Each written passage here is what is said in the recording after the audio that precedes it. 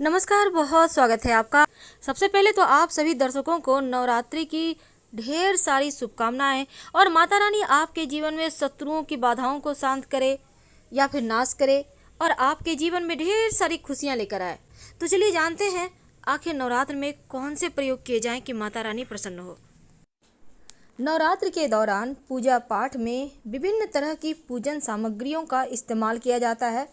और जब वैसे तो साल में 2 बार नवरात्र आते हैं, चैत्र माह में और शारदीय नवरात्र, यानी ये आश्विन मास में मनाई जाती है।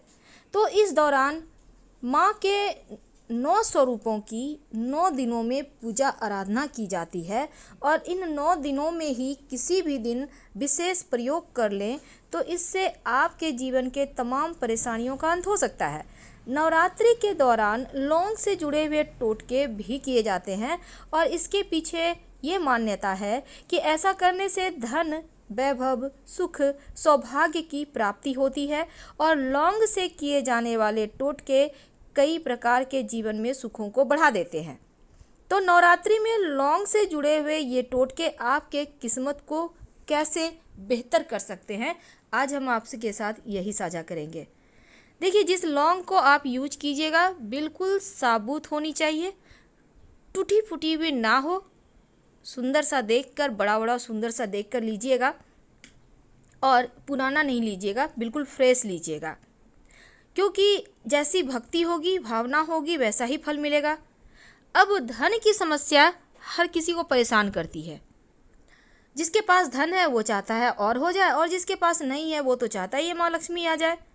तब ऐसे में अगर धन की स्थिति बहुत गड़बड़ हो, तब नवरात्र के दिनों में जब शाम में आप माँ की आरती करते हैं, पूजा करते हैं, दीपक जलाते हैं, तब एक छोटा सा काम कीजिए। आप कपूर जलाकर ही पूरे घर में दिखाइए, आरती कीजिए माँ की। और जब आप कपूर जलाइएगा 9 दिनों तक लगातार ऐसा कीजिए, या आपके पास अभी जितने ही दिन बचे हैं उतने दिन कर लें। तो कपूर में 2 लौंग डाल दें और फिर इसी से आरती करें। ज्योतिष कहता है कि ऐसा करने से धन संबंधी परेशानी दूर हो जाती है, बिगड़े हुए काम बनने लगते हैं और जीवन के सारे कष्ट दूर हो जाते हैं। तो लौंग का ये प्रयोग अगर आप नियमित रूप से नवरात्र के 9 दिनों तक करें या एक भी दिन कर लें तो बहुत सारी मुश्किलें आसान हो जाएगी। वैसे अगर आप घी कपूर नहीं जलाते, मान लेते हैं, ऐसे कपूर ही जलाना चाहिए। अगर नहीं जलाते तो घी का ही दिया बाती करते होंगे। तो जब दीपक जलाएं तो घी में लाल धागे की बाती डालिएगा और उसमें 2 लौंग डालकर ही आपको दिया बाती करना है। वैसे ये प्रयोग सुबह भी कर सकते हैं, शाम में भी कर सकते हैं। कई बार क्या होता है, आपके बहुत सारे ऐसे कार्य हैं जो बिगड़ गए हैं, बन ही नहीं रहे हैं।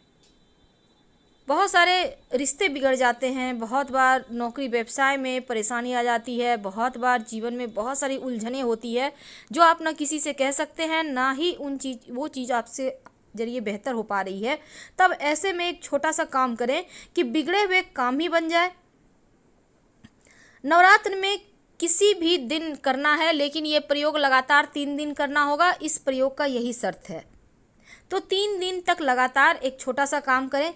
पान का पत्ता आपको मार्केट में मिल जाएगा, बिल्कुल साबुत पान का पत्ता। आप चाहें तो एक ही दिन में तीनों खरीद कर ले आइए, संभाल के रखिए और एक एक करके यूज कीजिएगा। तो एक पान का पत्ता ले लें। अब पान के पत्ते का डंठल हटा दें, उसको धोकर साफ कर लें। अब पत्ते पर चिकने जो भाग हैं, चिकना साइड, उसके ऊपर 2 लौंग रखिए। दोनों हाथों से उठाकर माँ दुर्गा के चरणों में रख दें। यह प्रयोग आप अपने घर में ही कीजिए, मंदिर जाने की आवश्यकता नहीं है। जितने भी हम प्रयोग बताते हैं आप अपने घर में कर सकते हैं, कोई दिक्कत नहीं है। अब ये जो आपने पान के पत्ते पर लौंग माता रानी के चरणों में रखी, माँ से प्रार्थना कीजिए कि आपके जीवन के बिगड़े हुए काम बन जाए। तो क्या होगा, बाद में इसको आप प्रसाद के रूप में पान का पत्ता, लौंग आप खा लीजिए, कोई दिक्कत नहीं है। माँ की कृपा से आपके तमाम बिगड़े कार्य बन जाएंगे। कई बार क्या होता है, आपके घर में बच्चे बड़े हो रहे हैं, विवाह नहीं हो पा रहा है, लड़की है, लड़का है, शादी नहीं हो पा रहा। अब ऐसे में शादी विवाह में अगर बहुत अड़चने आए, आपको लगे कि उम्र कुछ ज़्यादा ही हो गया है, नहीं हो पा रहा है विवाह, तब भी ये प्रयोग कर सकते हैं। क्या करेंगे? नवरात्रि में किसी भी दिन एक छोटा सा काम करें। आपकी उम्र जितनी है उतने ही लौंग ले लें। याद रखिए, जितनी आपकी उम्र है उतना ही लौंग ले लें। अब सभी लौंग को एक जगह रखें, बिल्कुल साबुत खूबसूरत सा देख के लौंग लेना है।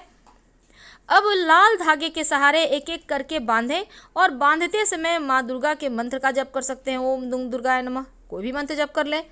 इसके बाद उसको माला की तरह बना लें। अगर आप लड़की हैं तो माता रानी के गले में पहना दें, अगर आप लड़का हैं तो उनके चरणों में रख दें। 6 महीने के अंदर या तो रिश्ते आने लगेंगे या रिश्ते तय हो जाएंगे। बाद में इसको हटाकर आप यहीं मिट्टी में दबा दीजिएगा या किसी बहते हुए नदी वगैरह में डाल दीजिएगा।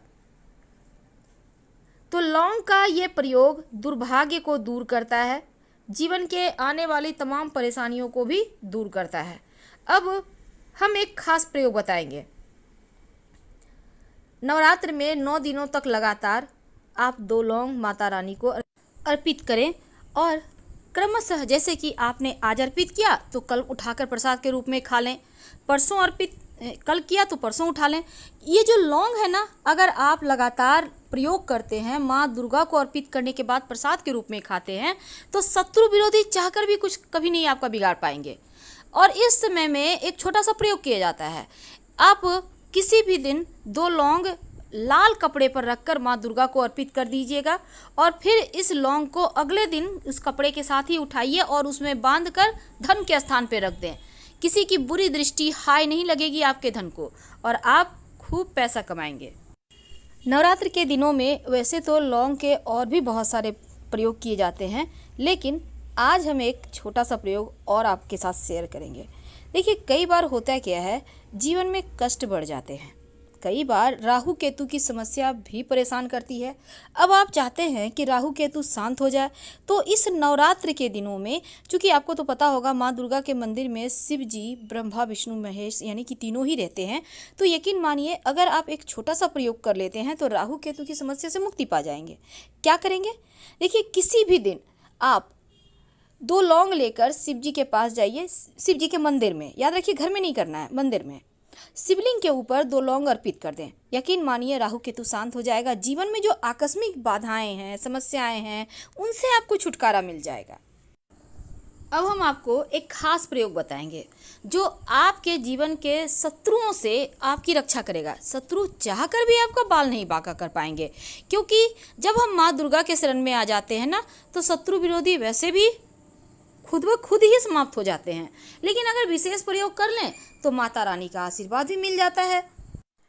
कई बार जीवन में शत्रु विरोधी बहुत परेशान करते हैं, तब माँ के सप्तम पूजा, जब 7वां नवरात्रा होता है ना, माँ कालरात्रि की जब हम पूजा करते हैं, उस दिन ये प्रयोग कीजिएगा तो आपको ज़्यादा अच्छे फल मिलेंगे, क्योंकि माँ कालरात्रि दुश्मनों का संहार करती हैं। अब वैसे तो आप नवरात्र में किसी भी दिन कर सकते हैं, लेकिन ध्यान में रखिएगा। तो चलिए जानते हैं क्या करेंगे। सबसे पहले तो आप शत्रु विरोधी को शांत करने के लिए माँ के सामने एक दिया जलाएं। घी का दिया होगा, लाल धागे की बाती होगी और 2 लौंग डाल दीजिएगा। माता रानी को गुड़ का भोग लगा लें। अब शत्रु विरोधी से मुक्ति पाने के लिए विशेष प्रयोग करें। माता रानी के पास स्नान वगैरह करके लाल रंग का कोई भी वस्त्र धारण कर लें, नहीं कुछ तो एक आप तौलिया ही रख लें, रुमाल रख लें, दुपट्टा रख लें, जो भी आपके पास है। अब इसके बाद माता रानी के सामने बैठ जाइए और एक मंत्र है, ओम ऐं ह्रीं क्लीं चामुंडाय विच्चे, ओम ऐं ह्रीं क्लीं चामुंडाय विच्चे। इस मंत्र को एक बार बोलिए, 1 लौंग माँ को अर्पित कीजिए, फिर बोलिए, फिर 1 लौंग अर्पित कीजिए। इस तरह से 108 लौंग माता रानी को अर्पित करना है। यानी पहले से आप 108 लौंग गिन के रख लीजिए और मंत्र बोलते जाइए, चढ़ाते जाइए। जब सारा लौंग आप चढ़ा दें माता रानी को, फिर माँ से प्रार्थना करें। इसके बाद लौंग माता रानी को अर्पित कर दें। इसके बाद सबको इकट्ठा करके उसको जला दें। कैसे जलाना है? जैसे भी जलाइए, जला दीजिए। शत्रु विरोधी शांत। अब एक छोटा सा प्रयोग। कई बार क्या होता है, लंबे समय से कोई मनोरथ पूरी ही नहीं हुई है, तब उस मनोकामना को पूरा करने के लिए एक पान का पत्ता ले लें, चिकना साइड नीचे की ओर कर दें, रूखा साइड ऊपर करें। अब उस पर 2 लौंग रखें, दोनों हाथों से बहते हुए जल में प्रवाहित कर दें। ना मिले बहता जल तो पीपल के नीचे रख दें। आपके समस्याएं समाप्त। बढ़ता जाएगा, शत्रु शांत हो जाएगा। हम आपसे विदा लेते हैं। हर हर महादेव। धन्यवाद।